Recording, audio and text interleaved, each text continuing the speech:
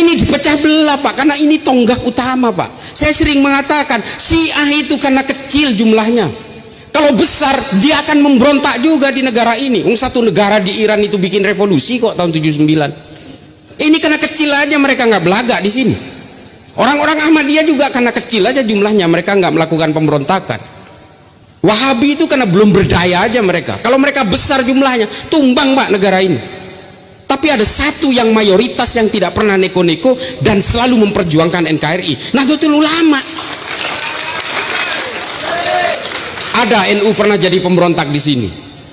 Gak ada Pak. Ideologi-ideologi impor yang ingin berusaha menguasai negara ini selalu menyasar Nahdlatul Ulama. Komunis dulu membantai kiai dan santri NU di Jawa. Setelah kita melakukan perlawanan katanya kita melanggar HAM. Oke, kita diam. Zaman Pak Harto NU digencet habis-habisan Pak, dicurigai. Sampai Gus Dur itu diberikan tokoh tandingan namanya Abu Hasan dalam muktamar NU di Cipasung. Karena tidak mau, kalau Gus Dur berkuasa dia bisa mengambil alih negara ini dari saya, kata Pak Harto. Tapi ya alhamdulillah Gus Dur tetap memenangkan muktamar itu. Selalu dicurigai, digencet. Sampai Gus Dur pun ketika jadi presiden diturunkan paksa Pak oleh gerombolannya gelandangan politik.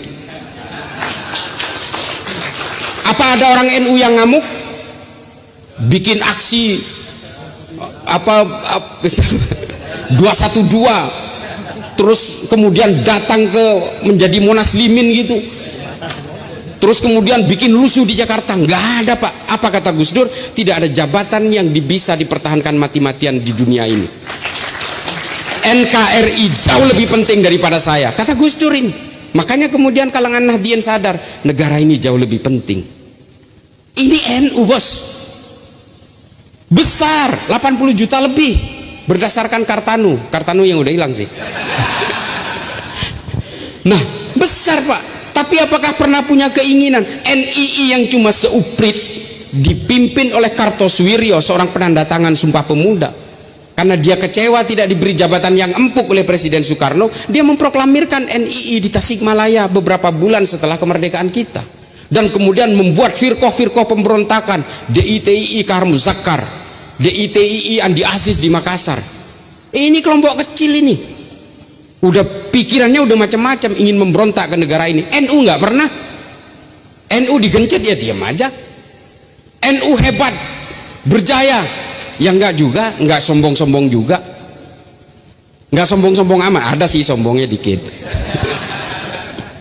Nah ini loh NU sama Pak. Makanya kemudian semua berbagai gerakan-gerakan impor itu menyasar NU pada akhirnya. Orang Wahabi, ada saudara kita tua juga kadang-kadang ikut-ikutan menjadi Wahabi lokal ini mohon maaf.